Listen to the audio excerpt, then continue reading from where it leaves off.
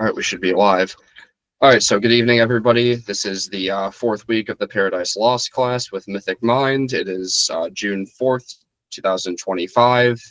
And so for this class, we're just going to be discussing basically anything that we see as worthy to discuss in Book 4, just talking about themes, key passages, asking questions, discussing interesting ideas, the likes, pretty much everything we do every week here. So um, I told the students that we would actually be reading a poem at the beginning of class, and there's two purposes for this. One, I'm just trying to, like, in general, just throw poems at the class here and there as much as I can, because um, you need to, like, understand poetry if you want to understand Milton. And I also just fundamentally believe if you want to read great books, you should read great poems. And so some of it's just taking this as an opportunity to, like, in some slight way shoehorn in a poem and, like, study poetry a little bit outside of the epic poem that is Paradise Lost.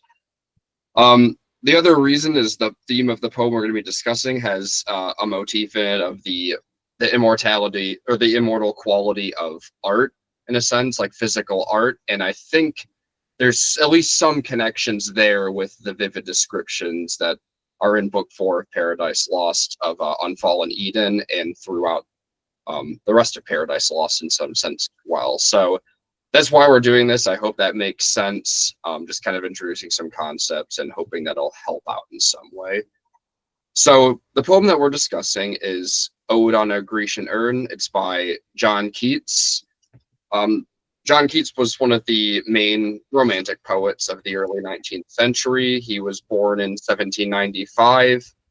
He died in 1821, and tragically, yes, that means he did only live to be 25. And unfortunately, that means there were a lot of poems we may have gotten that we never did out of him.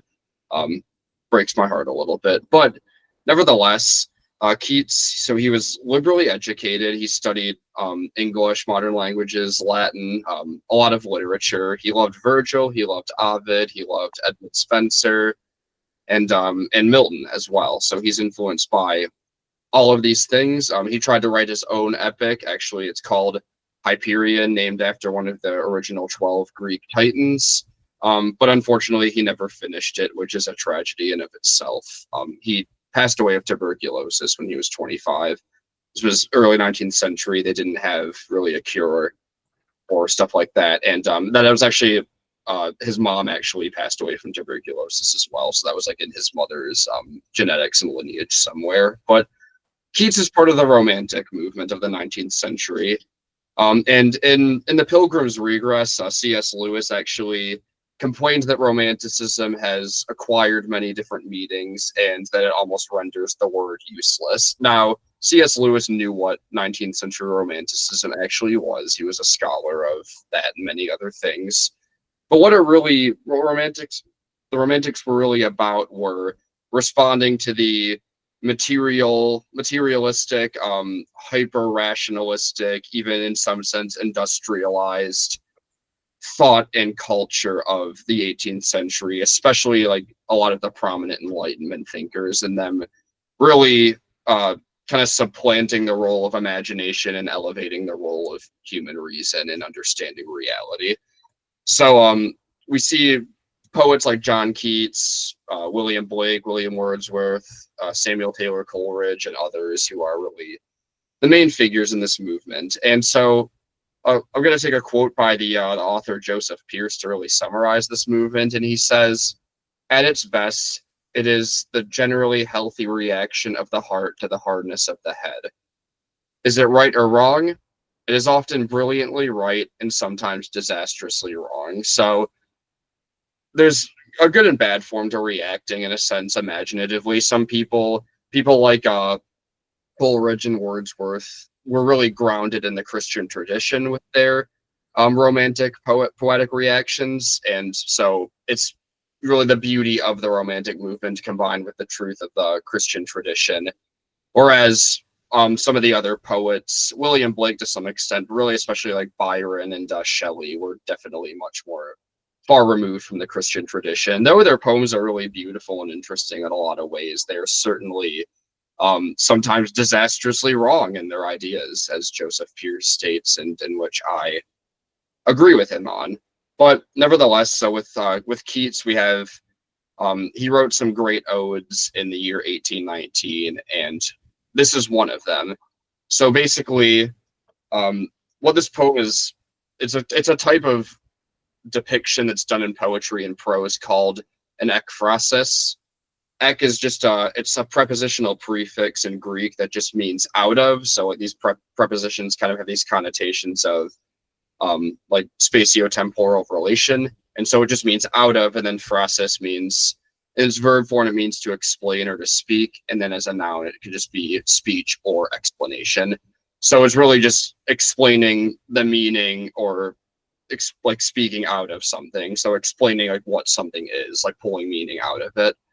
So he's talking specifically about a Grecian urn. These were just urns that basically in ancient Athenian culture, they had artistic depictions on them, often of biographies, stories, myths, different beliefs and ideas, etc. And so the motif really of this poem is the beauty, truth, and immortality of art. And really, before I say anything more about this, since I asked you all to read it, did anybody have any thoughts so that I'm not talking too much here? I don't know if I understood all of it, but what I did understand was very beautiful. And it made me want to read more of the poem again and more of that kind of poetry. But I think just the end was pretty clear. I just thought it was beautiful. That, like, when in old age shall this generation waste, thou shalt remain in midst of other woe, than ours, a friend to man, to whom thou sayest, like the ending, and then the part about beauty and truth.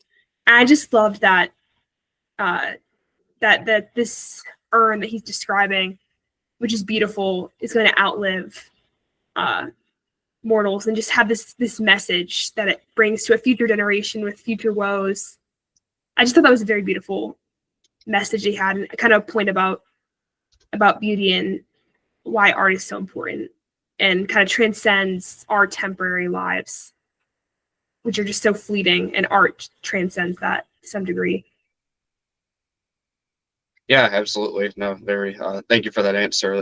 I think that's right on the money, certainly for what this is about. And yeah, it's kind of like the point I wanted to bring with this is because there's a sense where I think Milton is drawing us into some of the same ideas as he's describing Eden. And there's even like a sorrow in a sense reading about the beauty of unfallen Eden, because it's like, this is to take the title of the poem, this is the paradise that we've lost, right? Like, it's tragic. Like, to put it bluntly, like, it sucks that we don't have that sometimes. It just does. Like, it's part of the fallen human condition, right? So, but I think like art is, and I think this is what Keats is saying in some extent, is one of those beautiful things that really draws us into, in the classical tradition, what are known as the three transcendentals, which is truth, goodness, and beauty. And I think art, in its physical form, which is what he's commenting on here, but also like things like music, things like poetry, things like a great novel or a great, like whether it's an epic poem or an ode or whatever, all of these things really draw us in some way to greater, higher realities. And I think they're in a sense like pieces of like the unfallen world, still affected by the fall in some way, but they're like sometimes in a sense little windows into like what maybe paradise is lost in a sense, or like what paradise actually is and what we've lost in a sense. It draws us into the transcendent, right? And I think this is especially important in our time because there's certainly like, I don't know if anybody ever hears people on like, Christians or maybe just other figures on YouTube or somewhere else talking about this concept of like, we need re-enchantment in our world today. And it's like, I think things like poetry, things like beautiful paintings and, stained glass in churches and things like that are just the very things that draw us into such transcendence, which we're probably starving for maybe more than ever in some ways in our postmodern society, if that makes sense. Absolutely. Yeah, very cool. Okay, we won't spend any more time on that. I just kind of wanted to like bring that up and just introduce some ideas there. Definitely, if you like if you like that, definitely also read Keats's Ode to a Nightingale. That one's similar. It's longer. It's about music. So if you like music, that might be really cool for you. Even if you don't love music, I think anybody in this class would probably admit that there's a transcendent quality to beautiful music. So maybe check that out as well. And one more thing before I move on. This is kind of a perfect segue back into Milton, but Milton in 1630 actually wrote a very short poem called On Shakespeare, just kind of talking, whereas like Keats is talking about really the immortal quality of like physical art. Milton talks about really the immortal quality of great literary works. And his final lines, he's talking about Shakespeare and all of this, but his final lines read as this: "And so sepultured in such pomp dost lie, that kings for such a tomb would wish to die." So he's really like, the whole poem's about like how, Shakespeare has an immortality to him because he's dead, but even in Milton's time, like Milton writing this, he's already been dead for a few years, but he lives on through his plays, especially, and his sonnets, but especially his great plays, and has an immortal sense there that the greatest of kings wish they had, right? Like that's basically the challenge that Milton's giving. It's like he's greater than kings, he's greater than lords, he's greater than rich men, because he made great art that is going to live on and be far more important than they ever were and ever will be, in a sense. And I think he's right there too.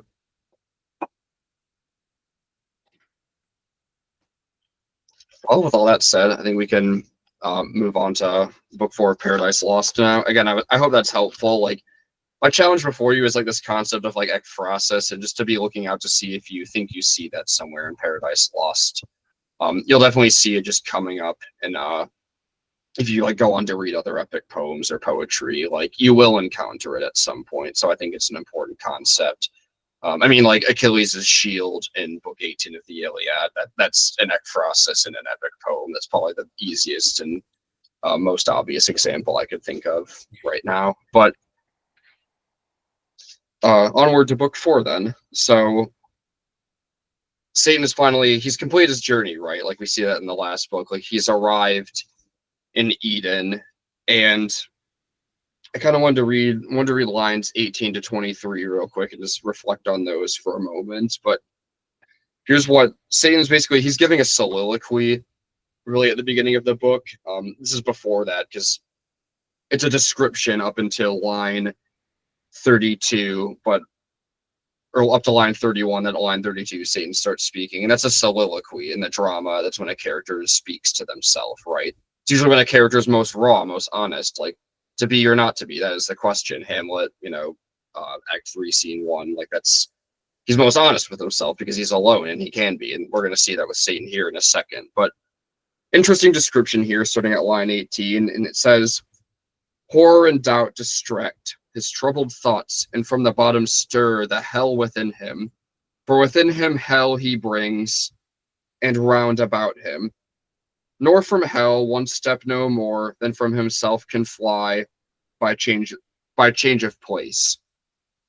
So there's this concept here where Satan brings hell with him wherever he goes, right? Like for Milton, hell is not just a geographical place. Like it's not just the metaphysics of the spatio-temporal and the afterlife. It is a state of being, in a sense, right? Like Satan he is hell. Like he's not just hellacious. He doesn't just live in hell. He doesn't just reign in hell, but he, in a sense, like actually is like the substance of hell himself. So what do you all think of that? Or do you think I'm wrong here in some way? You always feel free to say if you think that.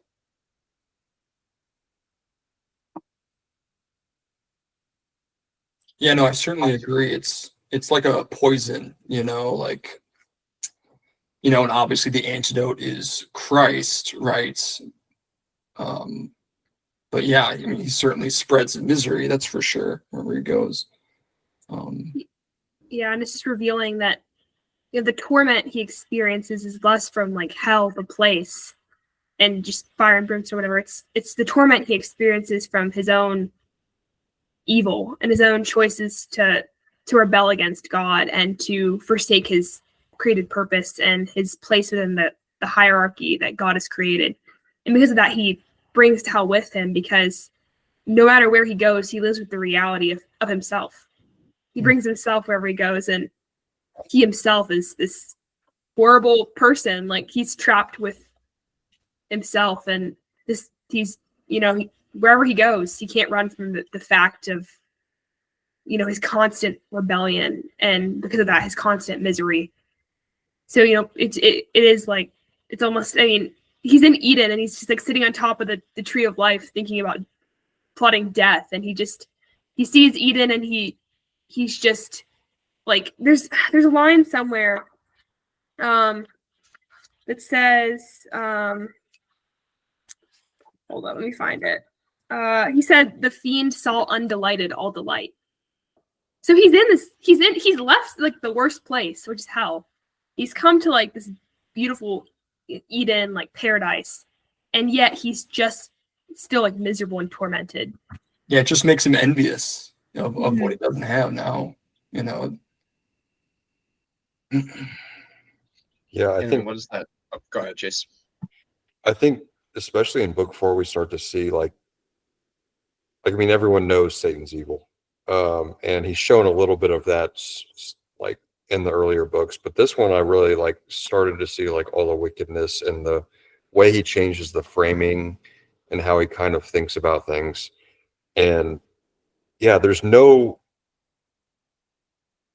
like escape for him from the wicked, envious thoughts that he has. Like, his whole framing is just set like that. So he views it all as like how we would view hell. It's with him. So Yeah, no, I definitely think you're all right on that, and I think that like this whole description just really serves like that backdrop for how we are supposed to understand Satan throughout all of this. And that's often like what Milton's like doing in these descriptions, right? Like, he's providing us a point of view for the narrative, a perspective. And if you watch my overview video, I'm not sure if all of you got the chance to, but like, we're seeing this through Satan's eyes, right? Like, it's his perspective, and that's actually how Milton's dealing with the poetic challenge of a fallen man, John Milton, writing a poem about an unfallen world, right? Like, it's like, but if you view it through the lens of of a fallen creature, of like the worst of fallen creatures, right? Like, it's a way to solve the problem, and it's the only way we can read this, right? Because we do, unfortunately, identify with Satan in some of these ways if we're honest about ourselves, and like we just can't imagine the unfallen world properly. In a way, you can argue that Milton still even takes that too far at times, right? Like, that's certainly open for interpretation and debate in a sense. So I guess could we say that if we ourselves in our fallen state, we're suddenly like teleported to the Garden of Eden? There's some extent to where, like, obviously not to such a degree as Satan, but maybe we even with our own sin could view things wrongly, or because we're bringing our own hell with us, so to speak, if we're fallen. So we wouldn't just, if we were teleported there, it wouldn't just be like all perfect, we would bring our own sin nature with us, and that would impact how we view it, I guess. Mm-hmm. Yeah, it's an interesting hypothetical. I certainly think you're onto something there. The best way I could kind of think of this is there's almost like two different kinds of limitations that humans essentially have here. So the unfallen limitation, this is not a product of the fall. This is a product of the creator-creature distinction, right? Like, God being a transcendent, uncreated, being the unmoved mover in a sense, the good, and us being his creatures created in his image, but him being infinite and immortal and eternal, and us having a finitude of being and in all of our capacities and faculties. And you see this with Adam and Eve, right? They're not fallen, but like they don't get everything. They have a ton of limitations in like their reason, their imagination, like their ability to conceive things. that's one type of limitation that like humans always have and always will have, right? And I'd like to believe that even in heaven we would still have that in a sense, right? Like the fallenness is gone, but the finitude is never gone, right? Like there's always an eternal chasm between us and God, either way. But on the other hand, it's not just our finitude, like us as fallen creatures, us speaking from our perspective. Every human, post fall, so everyone after Adam and Eve, essentially, and then themselves after the fall, we have to deal with the fact that it's not just a matter of finitude, but it's a matter of,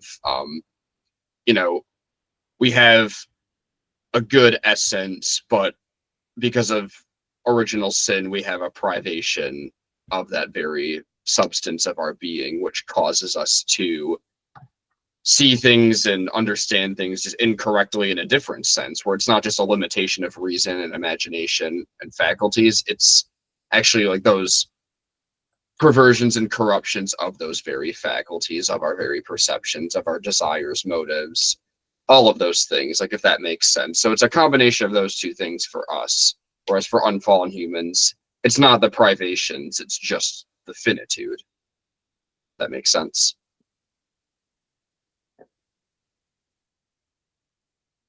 Was there anything else on any of that?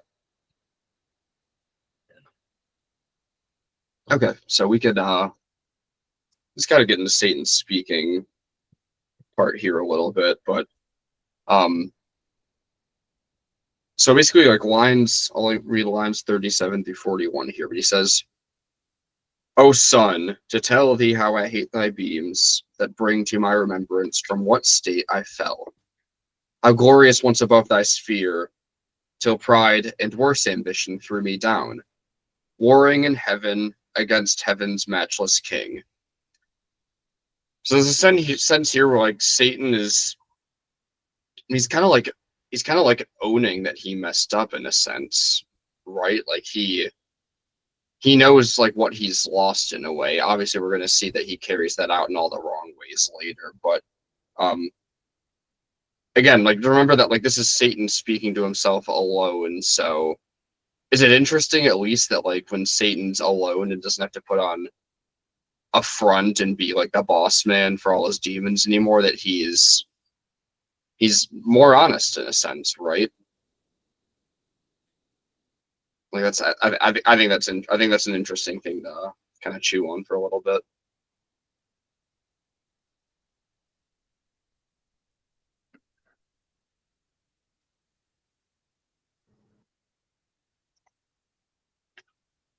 And we can move on a little bit from there to kind of move that along a little bit, but like skipping down a couple of lines here to lines 45 through 49. So, nor was his service hard. What could be less than to afford him praise, the easiest recompense, and pay him thanks? How do, yet all his good proved ill in me, and wrought but malice. So there's a sense where like Satan is like rightfully acknowledging the way things are, but his problem is really his disposition towards it, right? Like we've hit on this over and over again because it's there over and over again, but it's this lack of this remedy of repentance, right? Like Satan knows he messed up. He knows he's lost these great things, but his disposition towards it is just going to be nothing but just hatred, malice, and envy, rather than kind of accepting his rightful place in the cosmos, if you may. And, it seems he's most sorry about the position he lost, of how glorious he used to be, rather than, with repentance, a recognition of, like, he seems to recognize, like, what he has done under God's judgment. Like, he recognizes that a crime has been committed against God in that sense, but he doesn't have that, like you said, that disposition towards it that a repentant person would have of, I guess, like, the right attitude would be, like, sorrow and desire to turn from that, but he doesn't have that. He just has, like you said, malice, and he doesn't want to turn from it. It's just it's interesting that he even, it's like he knows. It's just interesting, like he knows exactly, like, what could be less than to afford him praise, and kind of acknowledges that. Then he's just, it's. but It due just- to pride, he can't accept that what he did, like that he could repent or anything like that, because that's accepting that he's a failure Mhm. in God's eyes, and so it just turns him into anger from his pride. Yeah, I'm not sure where it is. It might just be a little later on that if he could repent, he says he'll just fall again, but even worse, which is interesting. Like if he could be restored, maybe not repent, but if he could be restored to his position, he would just fall again, which is interesting. Yeah, he's so childish. He's like he's just not sorry. It's like when you make a kid say sorry. They can say sorry, but you can't make them be sorry. And Zane's just not coming all the way over. He's stamping his foot. He is. Yeah, it's very childish. At least it feels that way. Yeah, in lines, I think it's 79 through 82, he says, "Is there no place left for repentance? None for pardon left? None left but by submission, and that word disdain forbids me, and my dread of shame." Kind of what you're talking about there. Yeah. So it's almost even if, but he kind of explores that too, that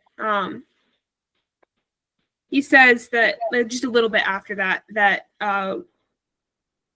which will but lead me to a worse relapse and heavier fall. And he says, "This knows my punisher, therefore is far from granting he as I from begging peace." So you kind of see Milton exploring the dynamic of would God ever offer the opportunity for repentance, and would Satan ever want to repent? And I think the answer is Satan would never repent, and God knows that if he restored Satan, he would just fall again, so he would not offer that. Mm-hmm. Just opportunity for restoration, I suppose. Yeah, I think that's right. And I think it's right along line 100, 101-ish. And it's basically just, so I'll just read it. So, "Therefore, as far from granting he as I from begging peace, all hope excluded thus. Behold, instead of us outcast, exiled, his new delights." There's a sense where it's God is God is just as unlikely in a way to grant repentance for Satan as Satan is to ask for it. Mm-hmm. Right. And that, in a sense, that ties in with but God offers repentance to all in a sense, right? But we've even seen this theology in Milton, and commonly seen amongst many Christians, where it's not the same for whatever reason. It's not the same for celestial creatures, right? Where it's like Christ died for all, but he died for all humans in a sense, but that does not include all beings in a sense, right? Yeah, and that kind of makes me wonder, because I was thinking, I think maybe 2 weeks ago we had a discussion just about pitying the character of Satan. Should we do that? I was thinking it is right to pity fallen humans, even in their fallen state. But the question is is Satan as a spirit who fell of his own accord, not even with temptation, but would it even be right to do so? It is interesting to think about. I've still been thinking about that and just wondering, because there is this sense in which Satan is different than we would think of, a human, and even just in the fact that Christ died only for humans, not for Satan. So there's a sense of, should we even entertain any pity for Satan? Does he merit any of that? Yeah, based on what you're saying, let me ask, do you think the role of how we should pity fallen creatures, is there some sort of ontological distinction between how we feel towards a fallen celestial and a fallen human, right? Yes. What's the difference from how we should pity Hitler versus Satan, right? One being a human who is, in a sense, the symbol and instantiation of Satan in his time in the Western world, versus Satan himself. But one's a human, one isn't, right? Is there a difference there in how the disposition of our hearts should feel towards their lack of repentance and their eternal damnation in a way. Yes, because I also recognize that incline towards pitying Milton Satan, like the character. But that's also because Milton Satan is being portrayed in a very human-like way, because Milton is a human. Like, you can only imagine what it would be like to be a celestial being. And so Satan, even the art to like depict Satan is like basically just a human with wings. So there's also that added element of maybe it's also just there's this false issue being raised because it's just the character of Satan in Paradise Lost is exhibiting these human-like traits, but Satan in reality is just so far beyond where, like, if we encountered anything of Satan in reality, we would not feel that way. I don't know. Like, he wouldn't have those human aspects that Milton Satan seemed to have. Right. Yeah, you have to feel some way, about Satan, and it's like he's certainly not enjoyable. Like, I don't enjoy. No, we don't want to like sympathize with him. But at the same time, like, maybe I should enjoy God's justice. Yes. Should I feel? Because we also don't just want to like take matters into our own hands and just right be like Satan's the worst and just like, I don't know. That seems inappropriate to even to take him lightly and just laugh at him. Seems like it not necessarily an appropriate attitude to have at all times of just mockery either. So it's like we want to take him seriously, but also not too seriously. I think we're going to be talking about this exact topic the entire book, like the entire series. Like, how do we, as fallen creatures, rightly dispose ourselves towards Satan, who is just the epitome of evil, but also recognizing that we ourselves, but for the grace of God, like it's just but Satan's something different than us, the celestial being. So anyway, not to keep going on about this, but Milton does raise some interesting things. Amorphizes Satan so much that, like, as celestial beings, like, they're not made with like the free will that humans have of like making the decision like to obey. So it's like with him being fallen, I also think, pity comes from like shared experience in a way of like God became man and shared that like a human experience fully, and so we can like pity other fallen creatures, but not a celestial being. I don't think, especially if we're like. That's interesting. Yeah. Yeah, because I tend to incline towards what you're saying, that we should not feel that way towards Satan, at least in reality, like as a celestial being who is very much real, that we shouldn't, just spend time feeling bad for Satan. Right. Especially like even just exploring the fact that he fell without any temptation. Yeah. He is that. Yeah, in a way. Yeah. Yeah, Milton's doing a heck of a thing here, just like depicting things that probably really can't. Like, he just really can't, as hard as you try, as good as he does, Like, this isn't Satan in this book. This isn't the it's a character.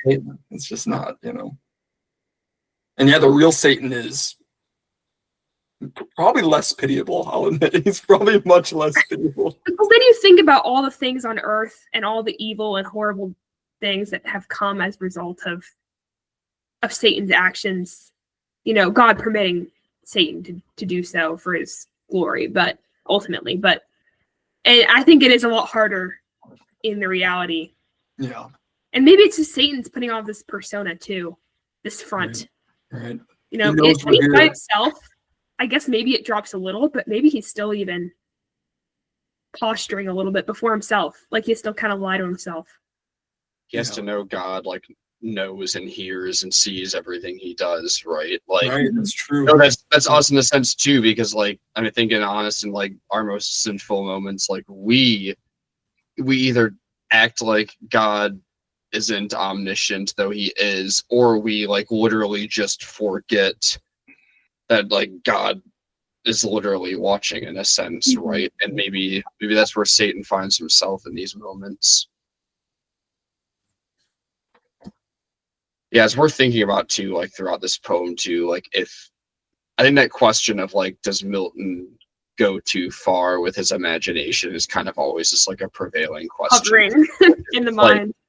is this in a sense like, so the great 20th century poet and essayist T.S. Eliot talked about this concept of like artistic failure. It was actually on his essay about Hamlet where he, personally believes that like it's basically a concept where like there's a thesis or a point to a work of fiction, but they don't feel like the author actually does like a full responsible and good job of like properly supporting their own thesis throughout the drama, right? And it's like, is there, it's worth considering, like, is there a sense where there's artistic failure within Milton and himself for trying to portray the pre-fallen world for some reasons, but not doing it properly?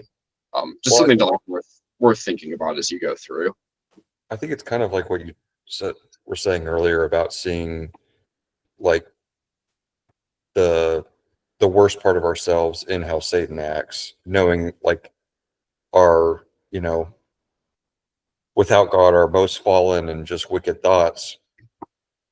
When Milton's writing, the way that I kind of see it is like everything that it's a good like experiment to kind of like think, okay, here's mindset and like how could someone go against God that strongly and just want to corrupt something that is good, is beautiful, just for the sake of corrupting it.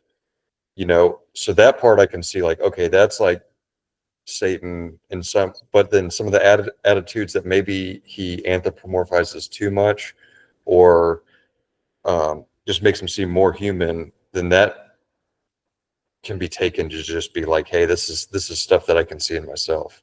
So I don't know that he would fail. I don't think it's possible.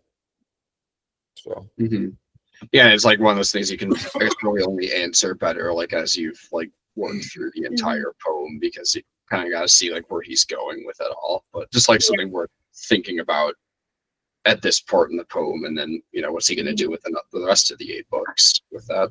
I will say, I mean, even with things that maybe we would caution against, or maybe he crosses some lines, but there is a lot that he does do well that is like, fruitful. So it's like, okay, is it okay to do something like this if at least some good comes of it? I mean, because there's some of it that is helpful, even in his imperfection to describe perfection. There's still glimpses of what he's trying to get at least. Mm-hmm. Yeah, it's clearly great. Here we are talking 400 years later, No doubt about it. Okay, so I wanted to, there's a lot to talk about, I think, with Satan speaking here, obviously. I mean, that's the thing with Paradise Lost, is you could take 100 lines and talk about it for the entire class. But there's one more thing in this section I did want to get to before we move on. And I think there's it's kind of like an interesting like hypothetical that Satan poses here. So starting in line 58, he says, "Oh, had his powerful destiny ordained me some inferior angel, I had stood then happy. No unbounded hope had raised ambition. Yet why not? Some other power as great might have aspired in me, though mean, drawn to his part." So this is an interesting idea, right? Like, it's like what if Satan wasn't given the responsibility of being like the greatest among the angels, right? Like, what if he was just some lower angel in like the celestial hierarchy somewhere, right? Like, would he have fallen? Would he be different? Would he have coveted or envied this power? It's kind of like the classic, like, you think of like somebody who like, like in like a certain time in history, like they had to become a monarch because it was like this the providence of God, where they were born as like the eldest son of the king and they lived long enough to inherit the throne one day, but they never wanted that life, right? Like, it's like, and they have to face all these pressures and difficulties because of it, right? Like, it's kind of there's like this I don't know if anybody's ever heard of like the sword of Damocles myth, where like the king of Syracuse basically makes his friend be king for one day, and he dangles a sword above his head on the throne for an entire day. And his friend is like, that pressure of having the sword above me is awful. Like, and he was like, that's how I feel like my entire life, because I'm the king and that's the pressure I face. Right. So it's like, is there a sense where like just being at the top of a hierarchy in a sense, like, would that have altered Satan's outcome in any way? Would he be different if he wasn't the greatest of his kind? I mean, he would just be a different being, I think, if he was created that way.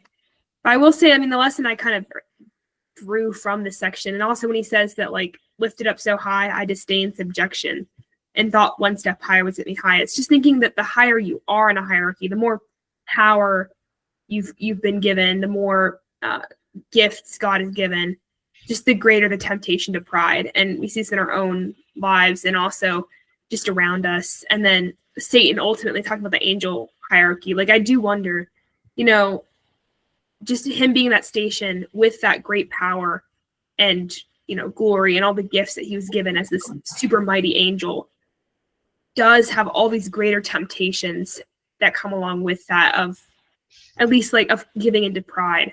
Whereas in a humble station, you see all these people above you and you know your place in a sense.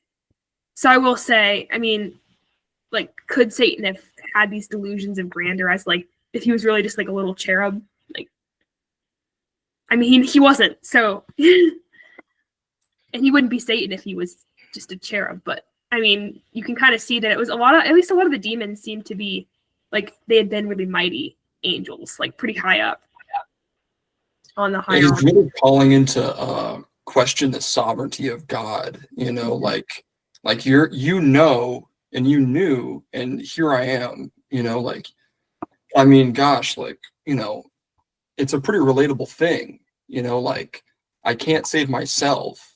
Is God gonna save me? And if not, then, like, he's bringing in this whole argument of, like, Satan feels like maybe he was created for God's wrath. And Yeah. and it's very human, to look at yourself that way, or people you love too, and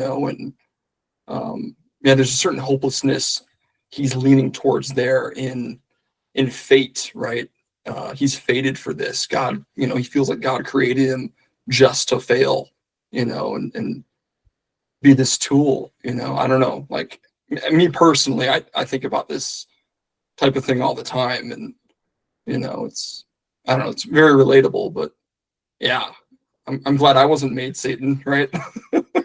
Yeah, it's fatalistic in a sense, right? Because it's like, and you can almost make the argument, and perhaps he does, that like it really he is, I think, at the end of the day, where it's like, like anybody else, if they were given this position instead of me, they would have done the same thing. Where it's like, if I was like just if God just made me Satan, Michael, or Gabriel, then I would just be Michael and Gabriel. Like, it's almost like you can take it almost down to like a hard deterministic route, where it's just like God has exacted everything in a sense, where however he created them, that's like how they would fall or not fall in a way. And he's it goes back into question of like an angel's will, I guess, versus like the human will, right? Yeah. And there's this strange mystery of human will and God's sovereignty that maybe isn't the same for angels and celestial beings. I don't know, but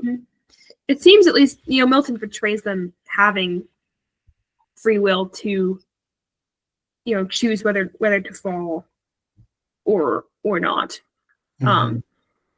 I would think it was the same way with like the angels, the real angels. But yeah, I don't know. It would just seem to be constant with, I don't know, what we would expect, but also we're just humans. So yeah, to some extent, what do we know about what it's like to be a celestial being? Other than it's different in some way, right? Yeah. In what way? Because obviously, like, these beings can communicate. Yeah. These beings, like, they can know God to some extent. They even have bodies sometimes, right? In scripture, you know, they eat sometimes, and then also they transcend Mhm. our reality in some way. Angelology is super cool. Sidebar, it's just super fascinating. You haven't yet read the Silmarillion. Oh So, man, Yeah, I'm sorry. you even I get will- like you get like the celestial hierarchy in a different form right there. Nice. So, where like some of the angels like Got become myself like a- incarnate wizards and Hey, some. I have the same And edition. there you go. It's so cool. It was on sale. It's like, it's cool. Yeah. But no, I think it's like Oh, cool. there's an Yeah, interesting you kind of Silmarillion class next? Oh, yeah. that's in like January. Seriously?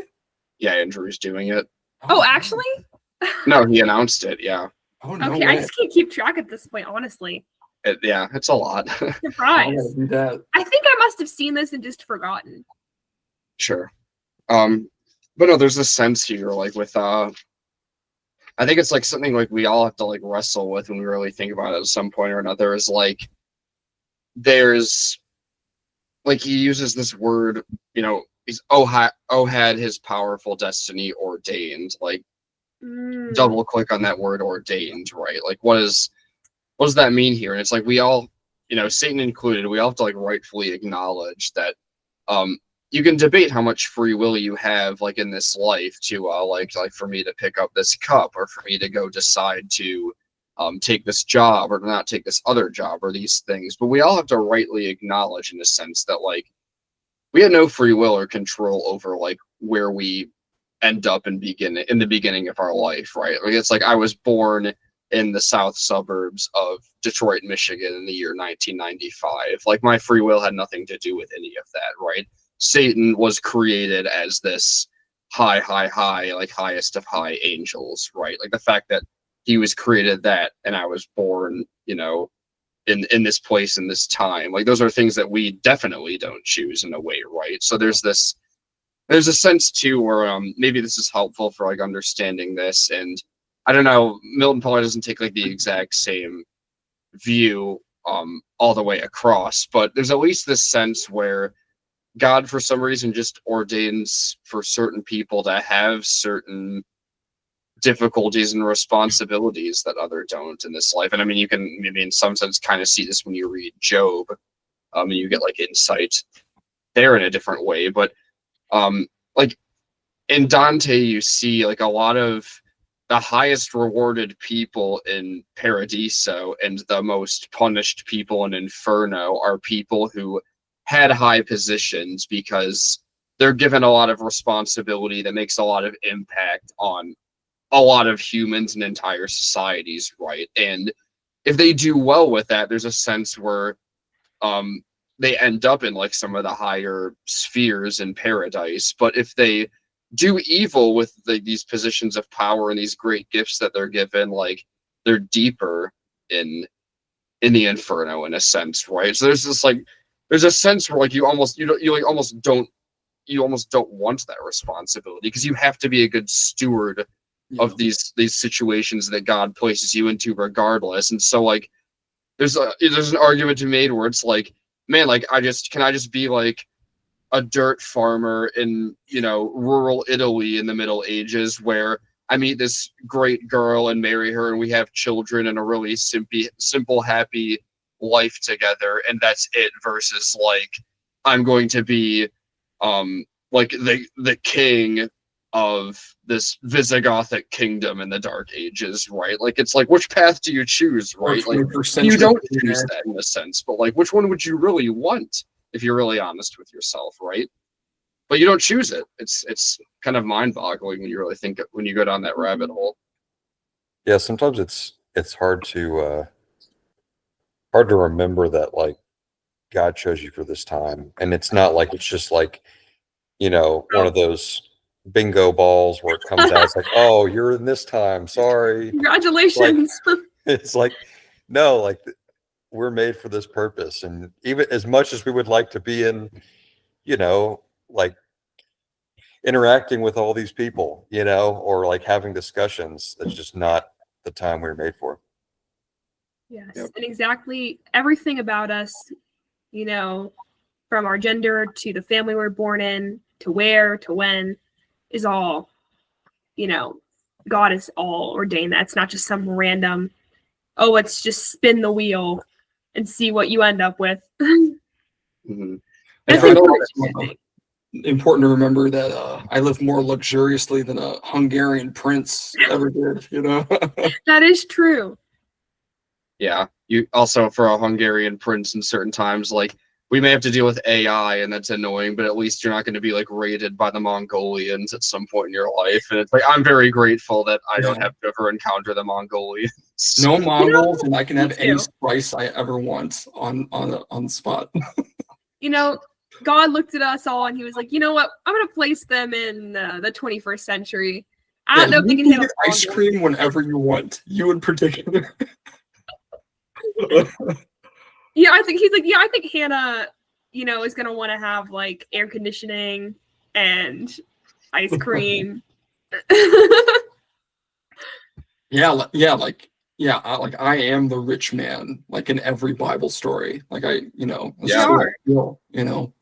Yeah, we have some of the, you know, the most impoverished of us still have a ridiculous amount of wealth and options and resources, Yeah. right? Like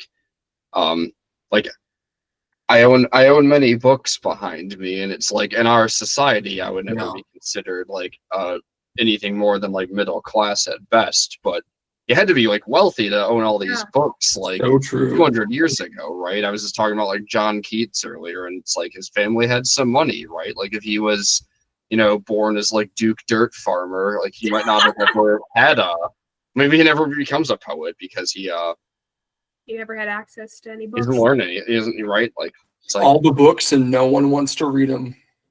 Well, yeah, I mean, I think about, you know, being honestly most people did not have access to really an education, not even that long ago, a good education. So you can look back and be like, oh, and wish about, you know, you read some of these like writers about classical education and just the insane education. Like people like John Milton had just an insane education. Right. But then you're like, okay, but we're still very fortunate with what we had. The fact that we can read and write alone is better than a lot of people.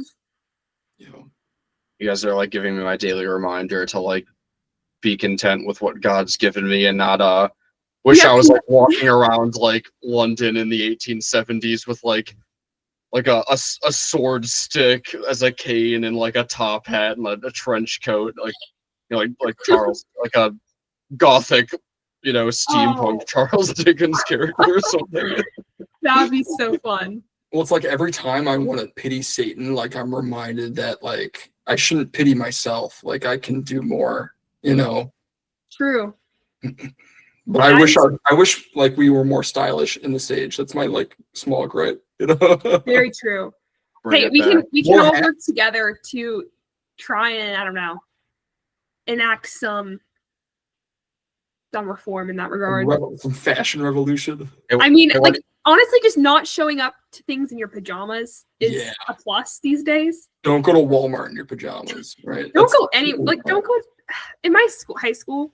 Once a week, they had a day where people, including teachers, could wear their pajamas to school. Yeah. Like, Yeah.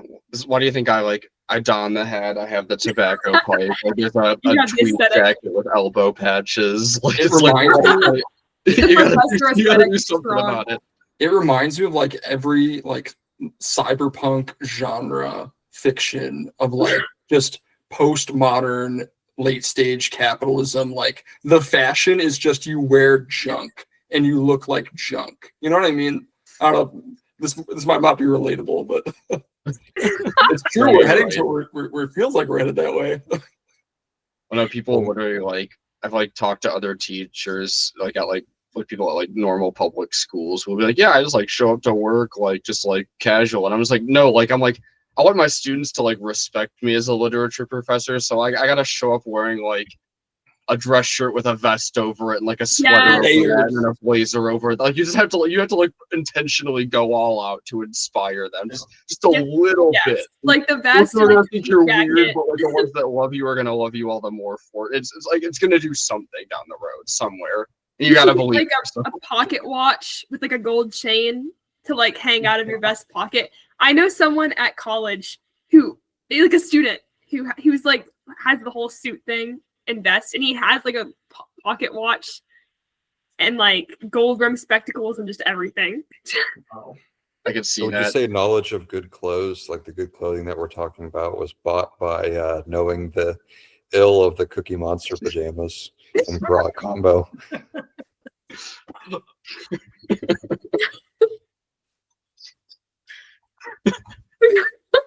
There's something there. Yeah. Anyway, for every Invader Zim t-shirt and Cookie Monster flat brimmed hat I saw in 7th grade, there had to be a kid with a monocle and like a full beard with just the chin shaved, and like there had to be something like this that. I think this kid also has a monocle. Yeah, the full. Does he have like the Civil War beard with like full beard like me, but like the chin's shaved completely clean? Like No, but he does.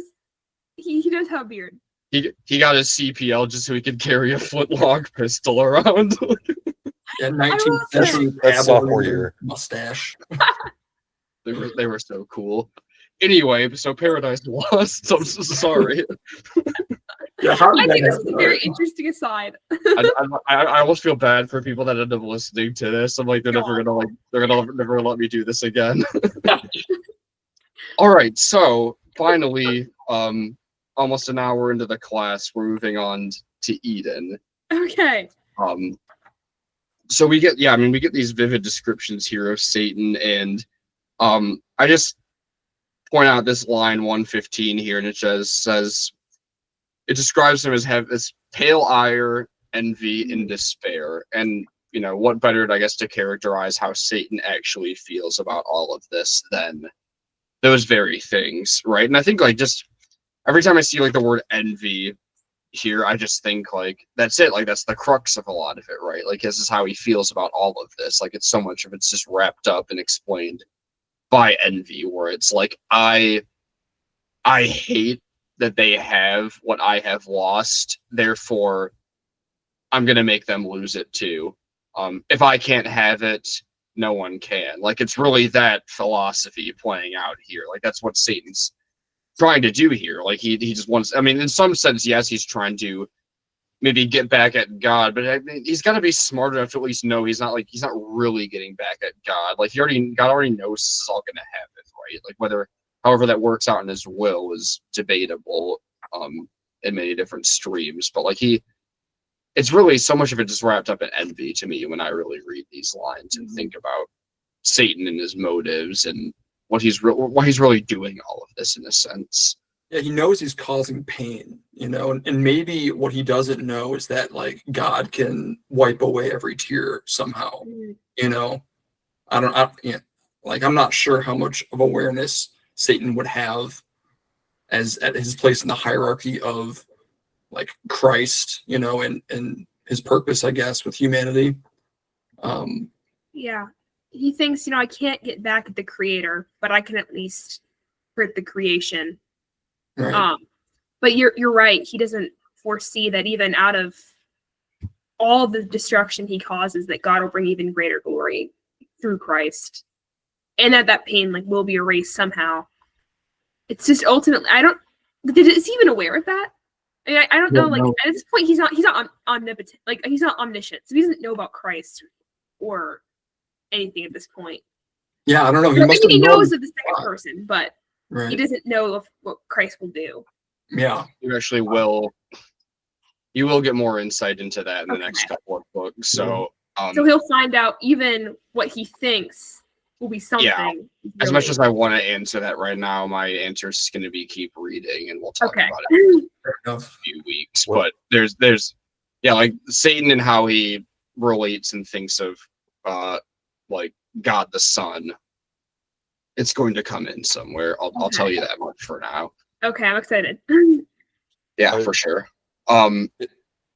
It's cool seeing just like these descriptions, just even like kind of like the 150s or 160s, where it just shows like the knowledge that he had of so many things, because he's like able to reference like all kinds of myths, and then even knowing like, making it around the Cape of Hope and by Mozambique, like that was a hard traveled path by boat, and then smelling the spices and all this stuff. It just really shows how educated he was, to be able to even these small little lines have a lot behind them.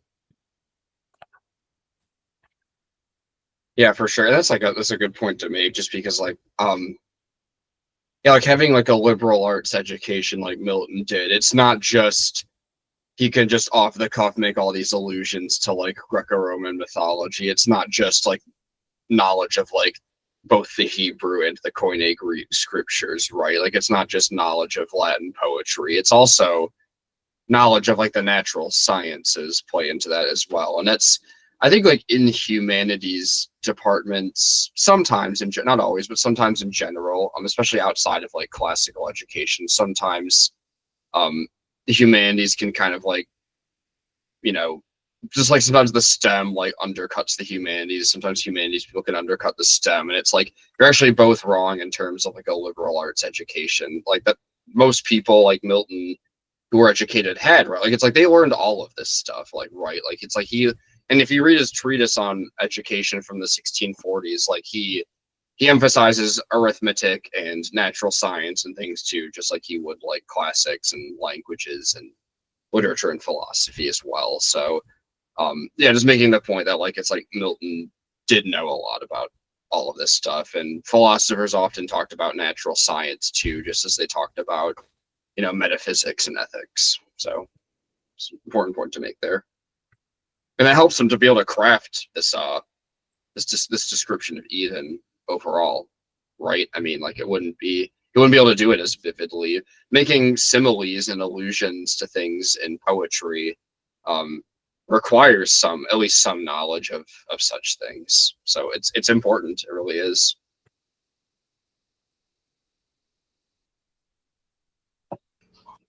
Do we just have like any overall thoughts on just kind of like the descriptions of Eden? And for any of my my Ransom trilogy fans, like I didn't like sit down and study this and like make parallels on a sheet of paper. So if you want to do that, that would be a fun research assignment. But just kind of like it reminds me at least of how like Lewis is like describing like Ransom's arrival on Paralandra, and I believe that's chapter 3, if I'm remembering right. Yes. And the vividness and like the colors even of the world are different in a sense. I mean, Lewis is in a sense trying to portray Venus rather than Earth, and so there's already like medieval conception of Venus, that is. So there's already a difference there in a sense. But do you get the same kind of like do you get like the same kind of vibe there, like when you're like just reading these descriptions of like an unfallen world that just hasn't been tampered with by like the fallen motives and hands of humans? Yeah, this whole book I kind of saw like definitely where Lewis got stuff for Paralandra, and then I don't know how much like Tolkien read it at all, but like there was the whole like where they're sleeping later on that we see that really just like kind of was like, okay, that seems like the elves, like they're sleeping, or when the hobbits are fall asleep with the elves, just kind of the same type of Just imagery. in nature. Yeah. Yeah, I definitely see a lot of Paralandra-esque imagery here. Even just some of the things I think of is just like all this time he spends here, like describing like the like really lovely smells, which Lewis also spends a lot of time as well.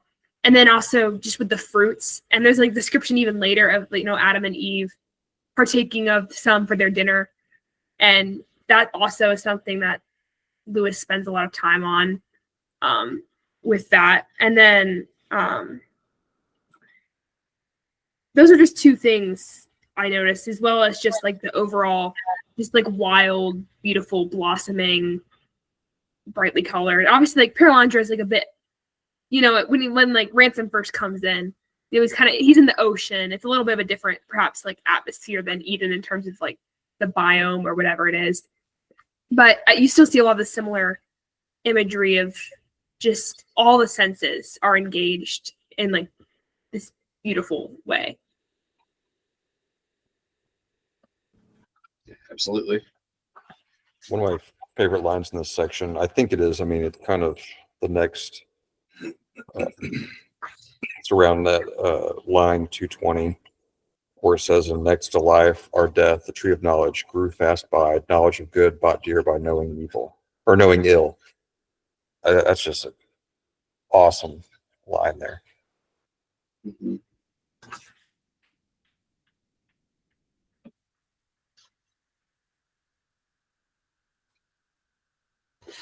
All right, so I know the anticipation has probably been there in this sense, but are we ready to start talking about Adam and Eve's son? Yes. Yeah. I'm like, this is more. So just like, okay, give me some like, because I think we kind of see them introduced here at like line 288, if I'm really looking at the right spot on my page here. But like, just quickly, just overall thoughts on Adam and Eve. Like, really, just like anything, any observations, like anything you notice. There's a lot. Their relationship, like the beauty, especially like in the way that Eve speaks to Adam, is like as beautifully written as like the depictions of paradise. You know, like they are paradise too.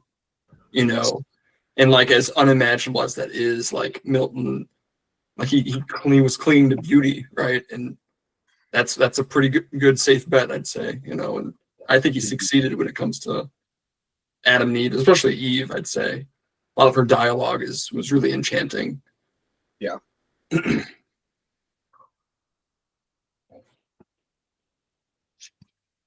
Yeah, I just see like their whole relationship, it's just, rightly ordered, rightly, like just pure love and care for each other. Um, uh, yeah, where the line, I think it's 317, where it goes a little bit further, but just simplicity and spotless innocence, that perfectly describes it. Mhm.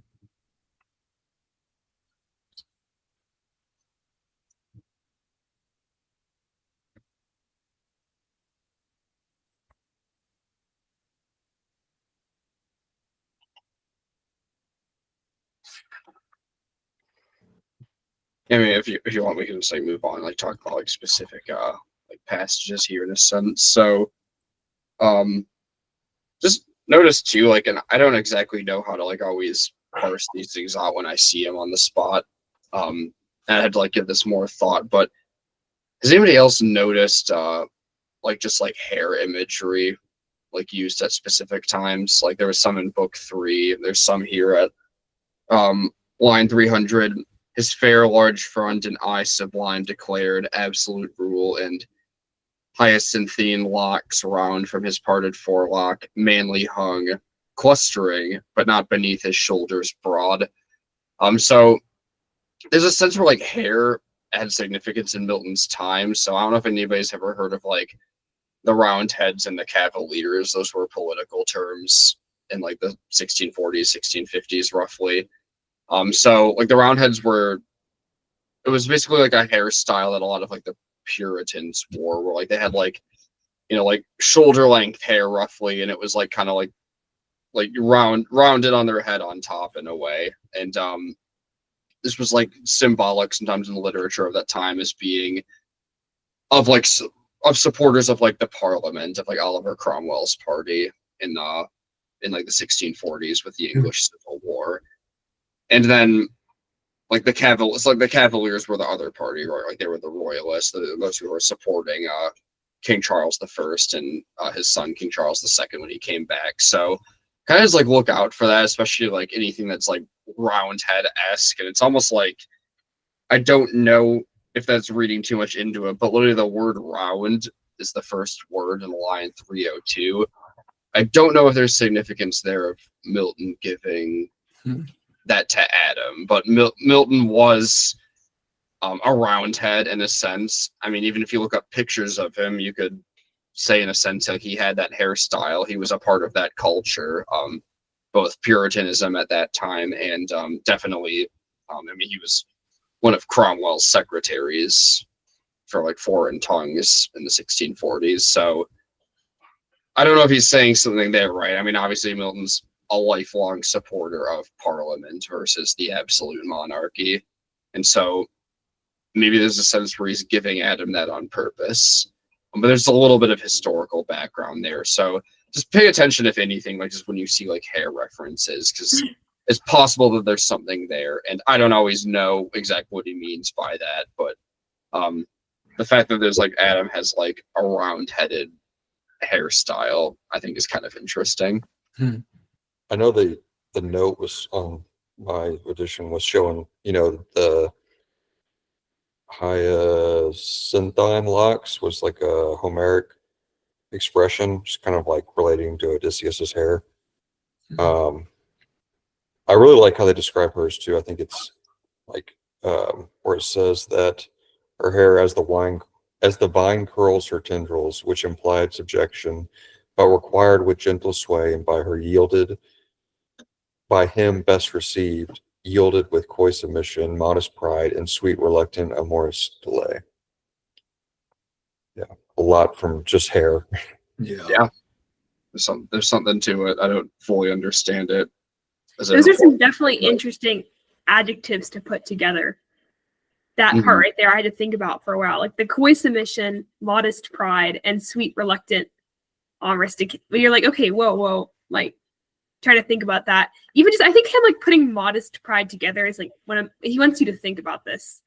Like, what would that, what would like even just like that flirtatiousness and things look like?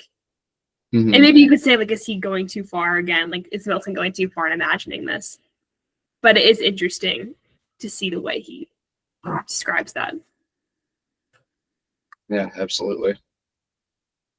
It's kind of like nice too, like in that sense where it's like there's, you see their like their relationship, and it's not like, and I don't think like anybody here would probably imagine it as such, but some people might maybe have a misconception that like, oh yeah, an unfallen relationship would almost be like devoid of like passion and really like robotic in a sense, where it's like, I love you, dear wife, and she's like, yes, I am duty bound to you, husband. And it's like, no, it's like there's passion. It's like this is like, but like the passions and the love, like they're properly ordered, right? There's a correct like order amoris, like a correct ordering of loves here, and it's like it's all the passion and stuff was supposed to be there. It's just that it's not distorted, it's not perverted in any way, and it's like that's how it's supposed to look, right? Like it's not supposed to be restricted and constrained and suppressed. It's just supposed to be like passionate in the right way, and that's great. It's showing us that, and I think that's realistic. It makes me wonder how scandalous maybe this was in Milton's time, to depict love like that in such a non-prudish way, I guess. Yeah, it certainly seems more honest.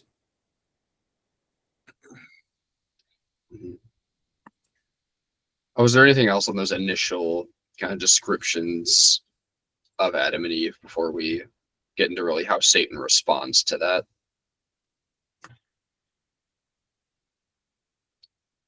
Okay, so we really get Satan's response here, lines 358 to 391, so about 30 lines there. And we really see that like initially, like he almost has you for a second, because like Satan like has to like admire and appreciate like their excellence, right? Like he's like, these creatures, like he's basically saying that these creatures are like sublime, they are excellent, they are a sight to behold, they're fascinating, they're beautiful, they're extraordinary. But from there, like he immediately goes on to plotting, but he takes a second to actually acknowledge that, right? Like is there any genuineness in that, or is he just saying it for some reason? Like why does Satan acknowledge their excellence before he goes back to his plotting? There's like a break there for him in a way, and like in the narrative or in the That's probably part of like being envious, is like you acknowledge the truth behind what you're observing, and then it's just that what do you do then with that? It's almost it has to be the first step almost for Satan. Yeah, because he does look on wonder with things, but not maybe fully, not in the right sense. But as like a create someone created by God, he can't help his reaction of awe and wonder to some extent at these creatures. He has to acknowledge reality to some extent of like, whoa, like these creatures are magnificent, but that doesn't stop him or change his view of evil. Makes them happy because it's so much more their fall. How much more it will hurt God when I corrupt them. Yeah, he's looking at it all wrong. I mean, he can't help but respond with some degree of like, whoa, kind of, this is cool, but then that's all envy and wanting to destroy the good things that God has made. Yeah, it's not leading the charge just for like Mammon or Beelzebub. Like it's not just corrupting them and bringing them with you. It's like something that's you can really appreciate. Yeah, he also just thinks, he sees that they're happy, and that just makes him envious of them, and he wants them to sing, to bring them down, and he's so envious. What did he say? Oh, yeah. See, I like at the end of that whole section, when right before Satan leaves, he basically just says, for envy, yet with jealous leer malign, eyed them askance, and to himself thus, and he kind of talks to himself about it.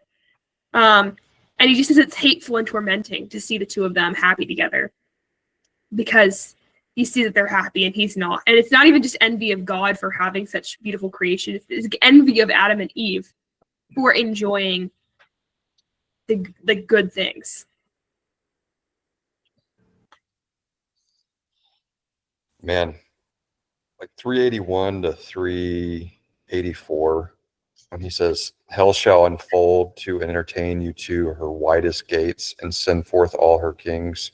There will be room not like these narrow limits to receive your numerous offspring. Just wickedness, man. Just the gates will be wide for you and all of your future kids to come and be tormented. Wow. Yeah. I take back everything I said about wanting to pick. Yeah. Boo. Right. It's like the beauty of it's the skill of like Milton's craft in the writing. Like he almost has you for a second. He almost like gives you a reason. Yeah. To like try to like show some like compassion or pity, and then it just it instantly just goes and gives you a reason to say no, never mind. I'm not going there. Yeah. Satan may fool himself and everyone else, but you get this peek behind the curtain sometimes. Like Milton kind of just pulls it back, the deception some, and we just see like that's one of those lines where you're like, whoa. Not some like little victim for Satan, No. Yeah, that one's personal to us as descendants of Adam and Eve. Yeah, and you definitely get like, I won't say too much, but at like the end of Paradise Lost, you definitely get some more on that theme. I'm just gonna leave you with that for now. I know it's like a 350-plus-year-old poem now, but in statute of limitations, spoilers are not there. No spoilers. Yeah, it'll be interesting if you just keep that in your mind as you're reading, because I still like to kind of see how people like piece these things together as they go through. So I'll leave it at that for now.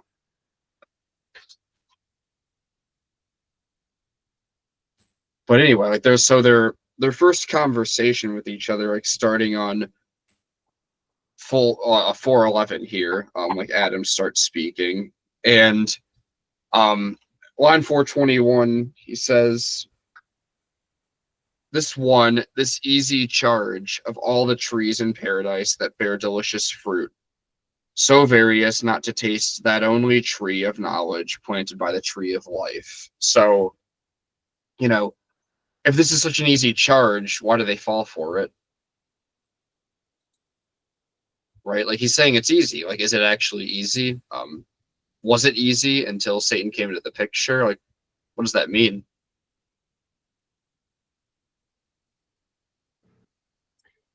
I almost wonder if that's so, because it would seem like they were almost in this neutral state. Like they had no desire to taste from the tree.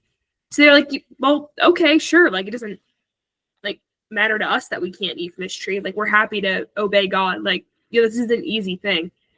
And it's only when Satan enters in and kind of expands and upon that and has all his deceitfulness that maybe makes that suddenly a change. But there's almost a sense of which they just, it's not a temptation for them before Satan like comes. It's more of just like the test of their free will to follow God or not. But Satan's like the catalyst that makes that into a real temptation. It almost seems they have everything they could ever want, and obviously like they still do when like Satan's just lying to them. But he makes it seem as though at that point, as if there's something that they don't have that eating of the tree would give them. But at the time, it seems that they on their own are perfectly happy and don't see that there's anything good that God is like withholding from them in a sense. Well, I think later on we see with Eve, just like the next page, kind of where she is when she first starts and sees herself in the water, and then she's had to like be led away from it because she could fall into like vain desire and like just staring at herself, which True. I see in Paralandra as well. So I don't know, like if it had been just a millennia of them spent in Eden, would they have fallen? No. I don't know. I think I agree with your catalyst there. Like it was needed to just push them to get there, but I don't know. Yeah, I think I agree as well. It's, what is a temptation without like an idea of something first, and an idea isn't necessarily you, like it comes from somewhere else, right? Like a higher pattern of reality, and what is that but maybe a spirit, I guess.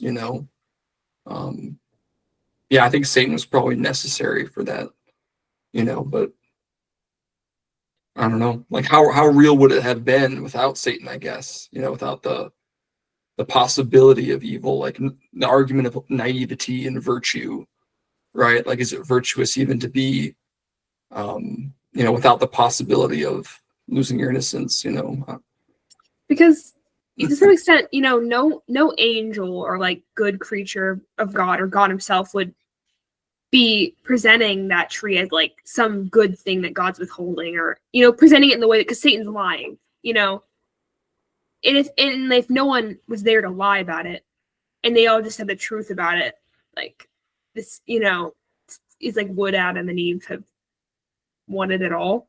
Right. It was the lie necessary to make the tree appealing to them? I don't know.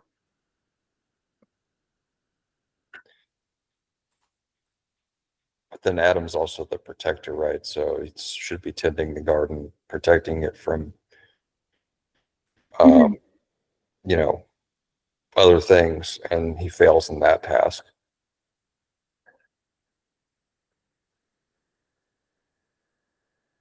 Yeah, that would have been an interesting scene, is if Adam came across Satan first, because Satan comes into Eve's dream here. Yeah, at That the end. right first. Yeah.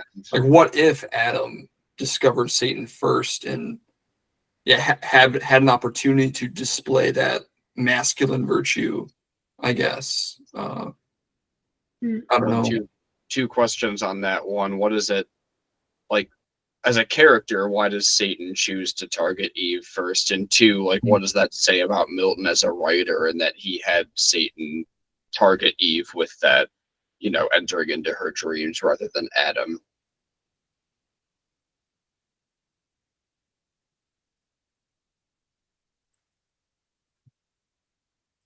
I mean, I think he is kind of drawing on just like the biblical text of Genesis 2, where like Satan comes to Eve, and then Eve then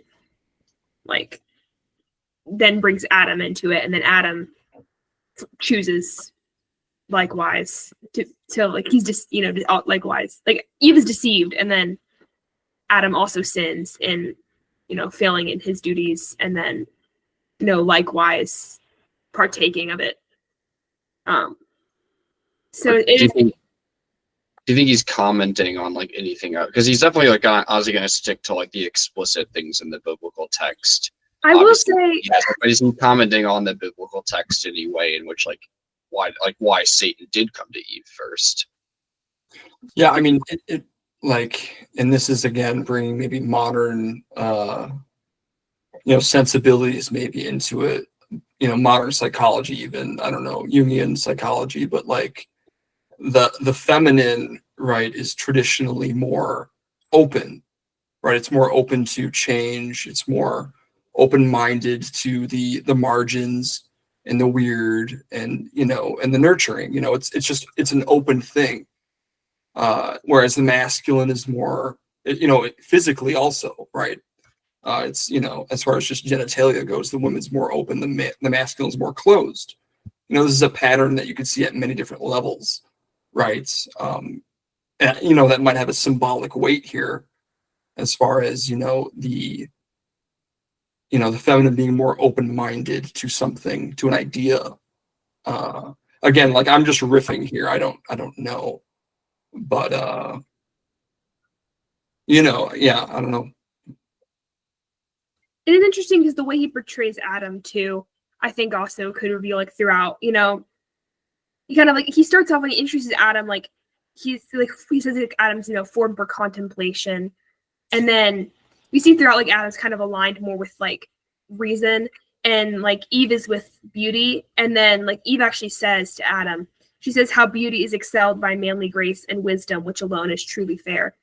So it almost seems that Milton is portraying it in the sense of Adam kind of having this degree of reason and this wisdom that he has, that she's not necessarily like fully privy to. Obviously, as an image bearer, possesses that some capabilities, but he kind of is like the leader. He's kind of explaining things to her in kind of the head in that way.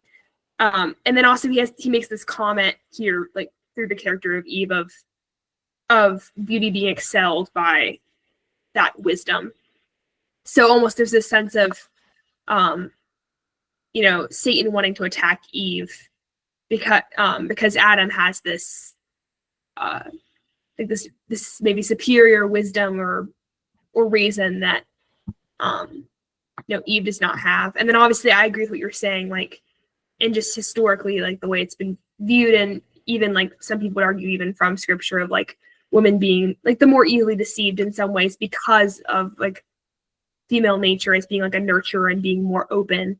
Yeah, it's a consequence of virtue, of being open-minded, which is not a bad thing, and yeah, to be like a protector, I guess, is to be vigilant, right? It's to naturally be closed off, which has its dark side as well, right? You could, it's stagnation, it's the inability to rethink things, and to leave things out that could be, make things better. It's just, at a symbolic level, it's just, Adam's probably just he's the man, right? He is the man, and Eve is the woman, so to me it makes sense for them to be the absolutes of these archetypes, right? Yes. Adam probably by his own nature would be very closed off to something like Satan, being around, I guess. Yeah. I mean, if I was Satan, strategically, it's good for Satan to do, I guess, go that way. Yeah. And again, like, you say this, and like people like, oh, do you mean women are weaker or worse than men? It's like, no, it's a different set of skill and value and participation, right, in communion with each other. But people don't like to have such nuanced conversations. Yeah, I think even when it's describing him at the beginning, it says, for contemplation he and valor formed, for softness she and sweet attractive grace. He forgot only, she forgot in him. I think that, and later on, I mean, it says it a lot, just like, unargued I obey, so God ordains, God is thy law, thou mine. To know no more is woman's happiest knowledge in her praise, with thee conversing I forget all time. Just, it's showing kind of how he can weasel his way in, you know.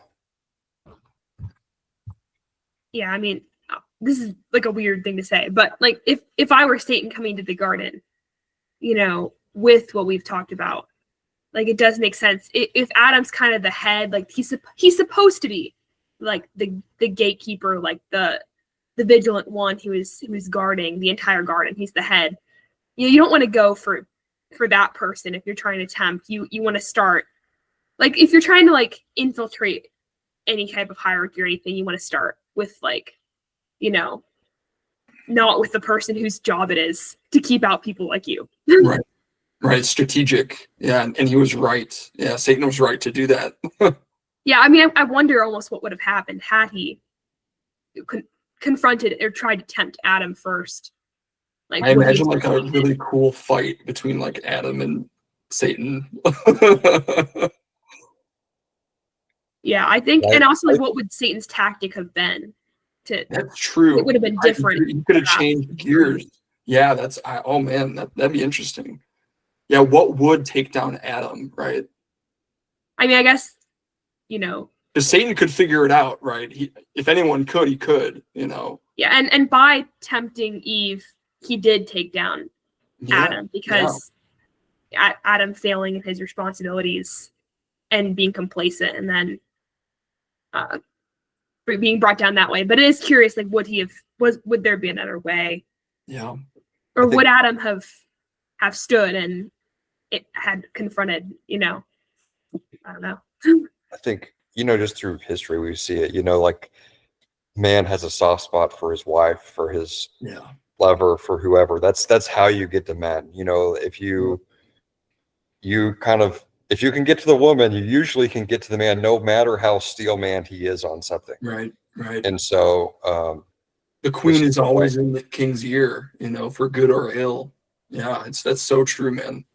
If Satan's not going to use violence, which, I mean, he could have easily done to kind of force Adam in some ways, this is the way to do it. This is like the cunning, evil, fox-like way.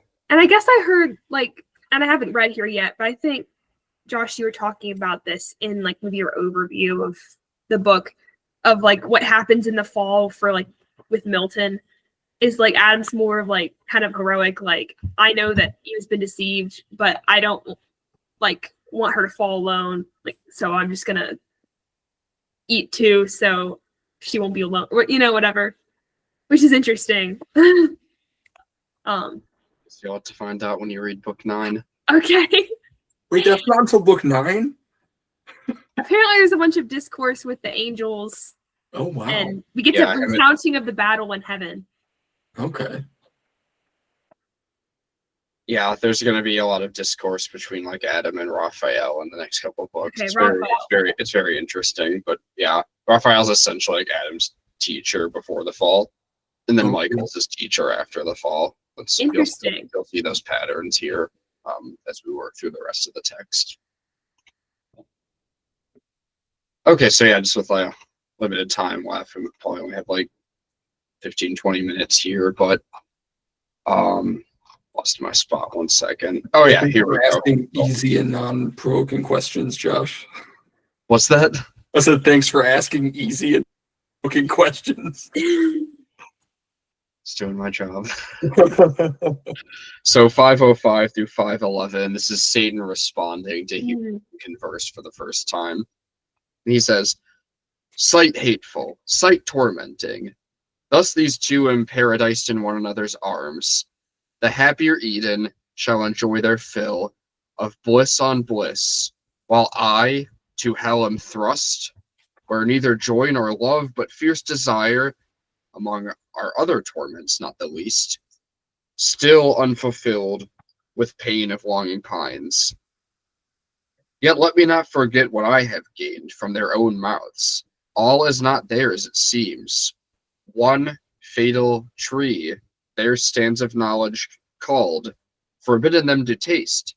Knowledge forbidden, suspicious, reasonless. Why should their Lord envy them that? Can it be sin to know?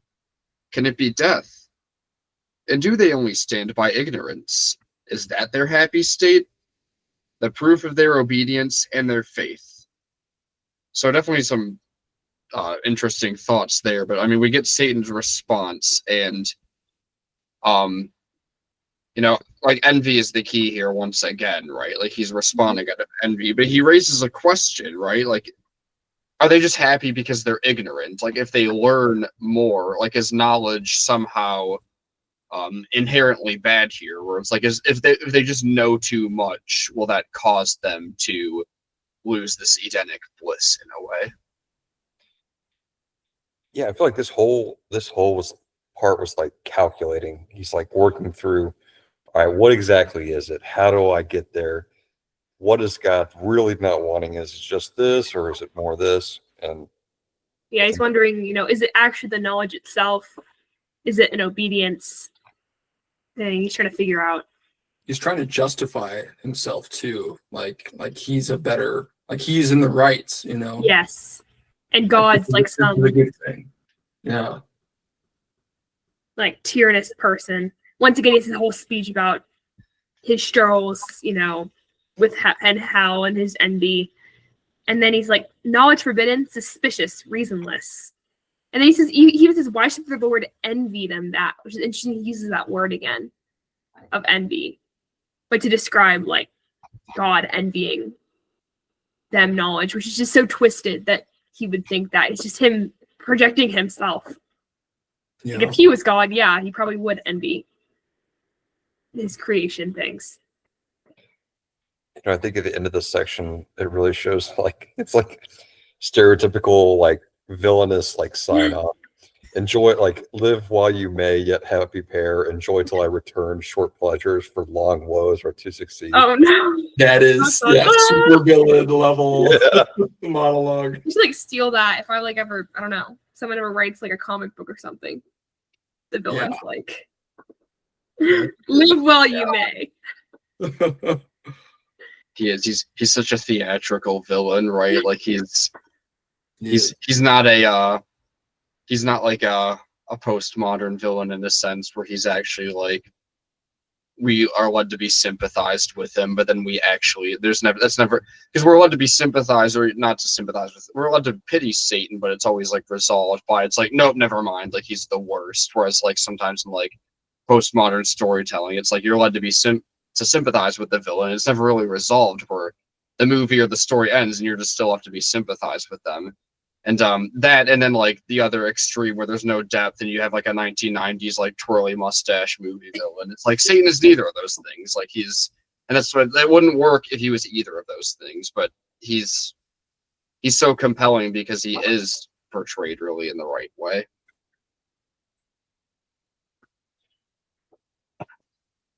He like Right, he kind of Milton. I was just saying Milton walks the line between portraying like portraying the depth of Satan's wickedness, but also the depth of his like despair and like situation. And I think that the kind of that fine line between those two things. But you're right, like I agree, you know, we should always be brought in the end to see Satan as the villain. You know, he's not someone to just poor Satan the victim. Yeah, definitely. Yeah, it's like the villain you could like who is truly a villain, but you could also see like yourself possibly in them, or how you could be a villain too. You know, with the mustache twirly, you know, it's like it's pretty hard to see yourself that way. Like, oh, this is pretty ridiculous, you know. Yeah, that's fine, Chase. We should be wrapping up here in the next like 10-15 minutes, probably like 10 minutes anyway. But that like we'll move on ahead some to kind of like the last 200 lines or so of this book. But kind of want to move into these descriptions of unfallen creation, which we get more of. We already got them earlier, but we're gonna get more of them here. And there's an interesting idea here that like maybe it's because I find this interesting like in our current contemporary age, and so I kind of latch on to it as Milton does it here. But he says, starting at 690, it was a place chosen by the sovereign planter when he framed all things to man's delightful use. So I'm always fascinated by this concept of like creation and like even like it's like in like the way we view things medicinally in a sense, where it's like having like natural remedies and like untampered with creation. And this isn't like an anti modern science thing, because in some sense like modern science has like saved the life of myself and like people that I love, so I'm not truly against it. But it does raise interesting questions of like kind of like what like the role of the fall plays in just natural things themselves, right? Like how much of like the natural like medicinal properties or just nutritional qualities were lost purely in the fall, and how many of those things have actually been diminished by human hands tampering with them and taking them into like labs and factories and inserting chemicals in the foods and such things, right? We actually see this come up again like later on when they talk about like death after the fall, and we'll touch that when we get to it. But I think it's kind of just like interesting to ponder like that, like what unfallen nature is like, what fallen nature is like before man's hands tamper with it in a scientific way, and then what it's like after, if that makes sense to everybody. Like how much did we actually lose just because of the fall, not because of what man has done to it? Yeah, I mean, it's one interesting thing that I never really thought about. Like, I don't know why sometimes in my head you see like, hey, they're in Eden, and then day 2, like here comes Satan, you know? But it's like, oh no, like here's like they labor, they need to sleep more than the animals because they're actually doing something important. And then yeah, I think you're spot on with like all the nutrition and stuff. Like labor's going to be harder. There's less you're getting from the actual earth. People are making Fruity Pebbles flavored syrup. It's just there are horrors that are happening.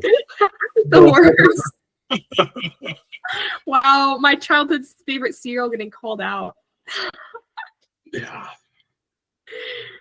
Uh-oh. I can remember this when I saw, but it was like a meme of like, it was like a like communion cup like grape juice flavored syrup, and I was like, oh my gosh, like sacramental pancakes. I'm like, I quit, I'm gonna go become a desert monk. I'm like, this is awful. This is the worst thing I've ever heard. But anyway.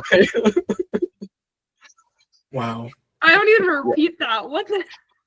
It was a meme, so I'm like, I really hope that nobody's actually doing that. But. I mean, the fact that I wasn't surprised that someone actually had in the American church, like someone somewhere.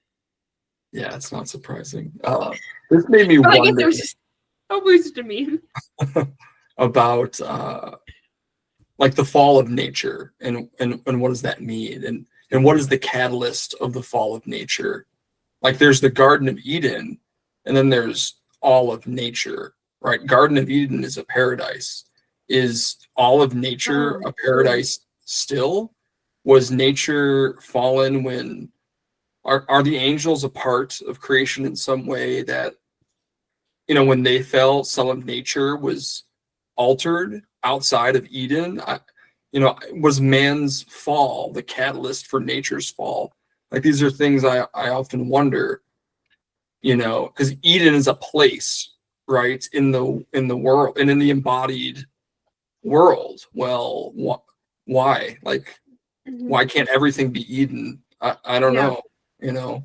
Instead of just the specific Walden area, was it almost that Adam and Eve would remain there, and like eventually, like their descendants would be allowed to spread out from there? But it was like a starting place that was like protected.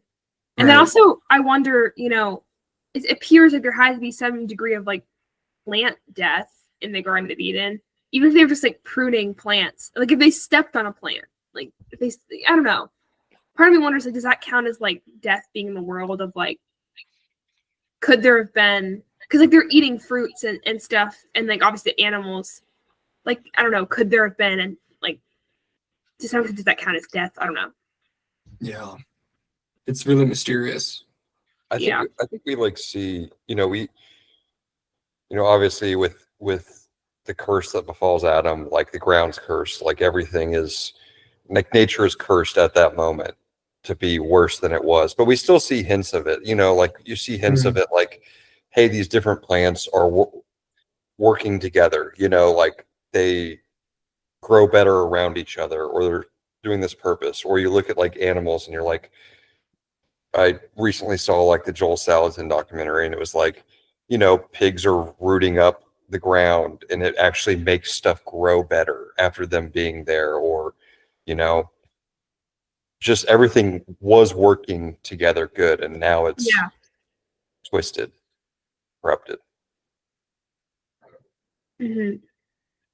And I think we will get like more answers to this like after the fall too, because this like does come up again, and that's kind of why I'm bringing it up now. But yeah, there's a lot to think about there. I mean, even some authors, like I think of like George MacDonald's probably the first author I'd think of, where it's like for him it's like nature itself is still in some way like almost like has like a sacramental quality to it, where it's like that's like the closest we are to like to Eden in a sense, like the closest we are to like paradise is like within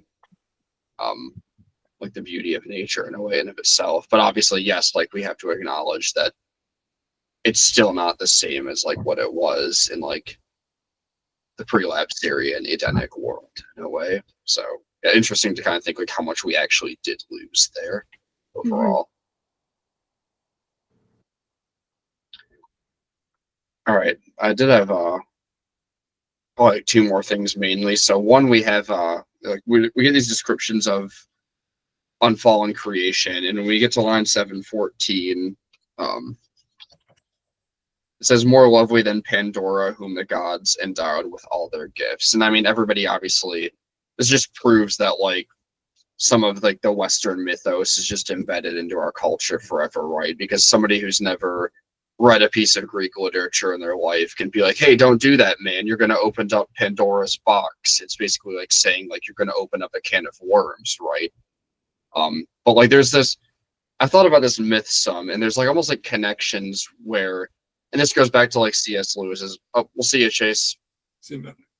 There's almost a sense here where this goes back to like Lewis's like myth became fact, where he talks about how like there's like kind of like these seeds of the logos in things because we're created by the image of God, and how in a sense like God like prepared the world for the gospel in the New Testament in a way by bringing us like Greek, like the best of like Greek and Roman philosophy and literature and some of the connections we see there, right? So there's a sense where like I think like you see that with like the Pandora myth in a way, right? Where it's like in the aftermath of like the war of like with Zeus and the Titans, Zeus sends like Prometheus and Epimetheus to like create, like Prometheus creates the humans and Epimetheus creates the animals, and obviously Prometheus steals the flame, and then Pandora is sent down basically as part of like Zeus's plot to kind of like get revenge on Prometheus for stealing the fire. So he presents her to Epimetheus, but then ultimately her curiosity and her having like the box that she's not supposed to open ultimately leads to her opening the box, and opening the box is what brings like all these vices and like really chaos and destruction to the world in a sense, right? So there's always like some connection there where we see like almost like fragments of like the Christian mythos, just like of like the Genesis narrative of like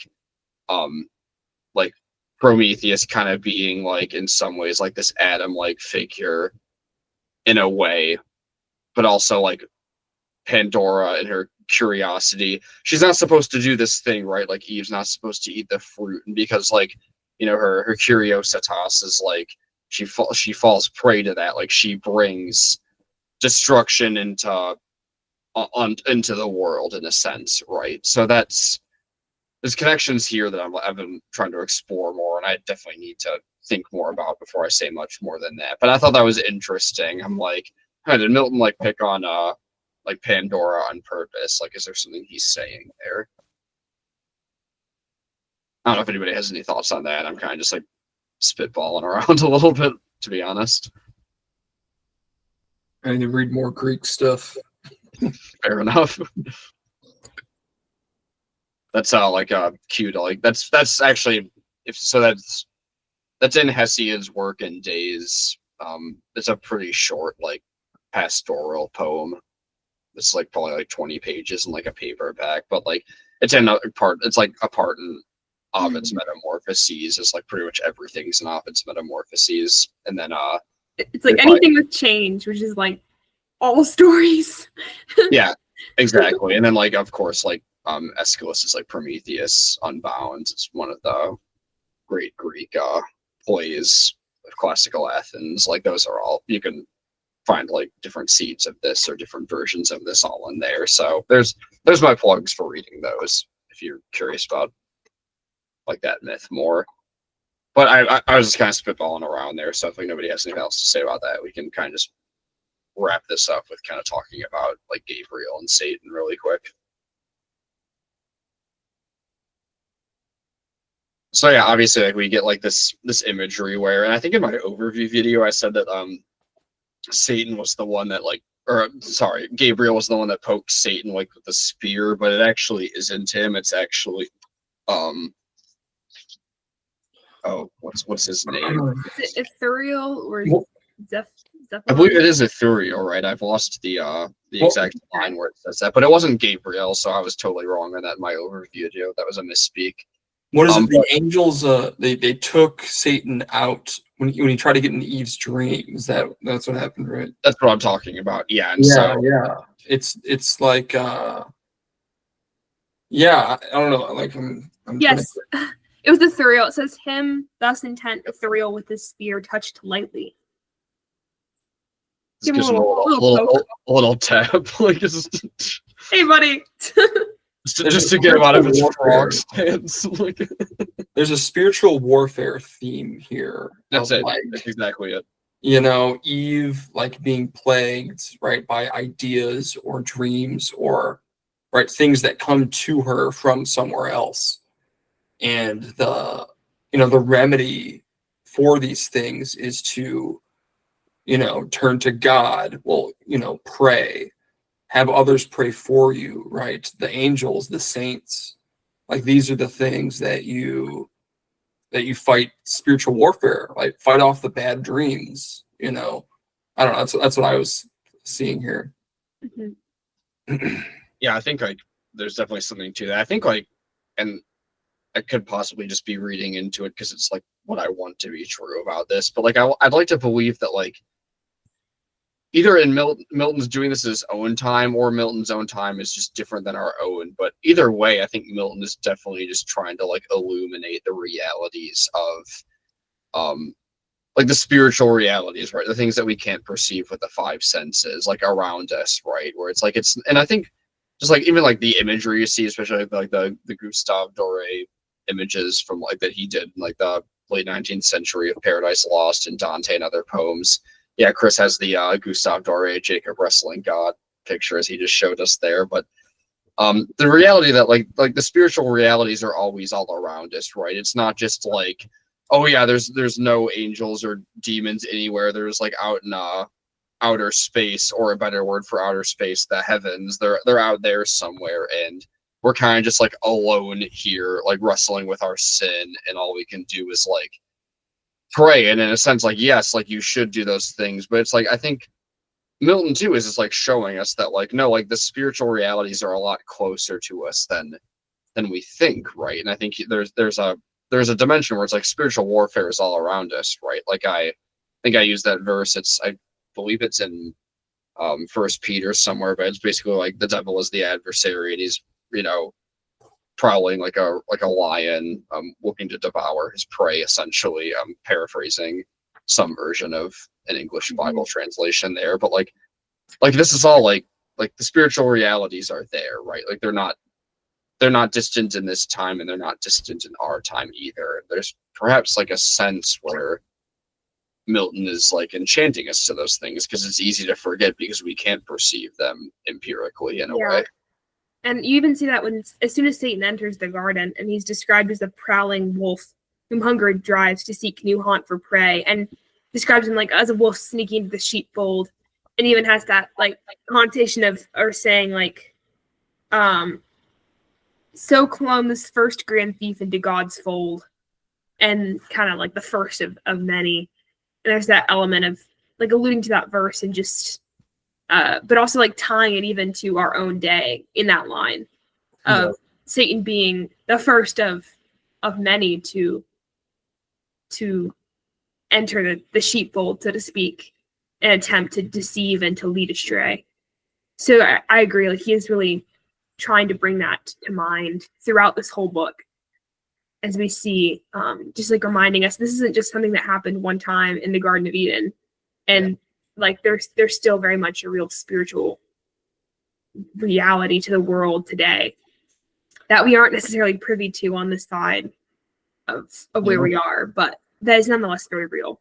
Yeah, these thoughts and desires will come to you, like whether you want them to or not. Like you don't need to invoke evil for, it comes like a predator, like you said, minding your own business. But yeah, so true. Yeah, it's interesting. I guess. Oh, you know what? So I was wondering why Satan like didn't enter the gate of Eden and he like jumped over the fence. But then that makes sense that as like the wolf, like with the allusions to the verses, like since he's not a shepherd, he's not entering in by the gate.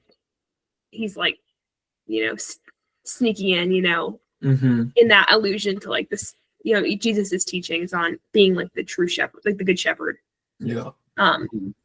And like all the true sheep entering by through the right, like through the gate. But then we have Satan just hopping over the wall. He doesn't belong there.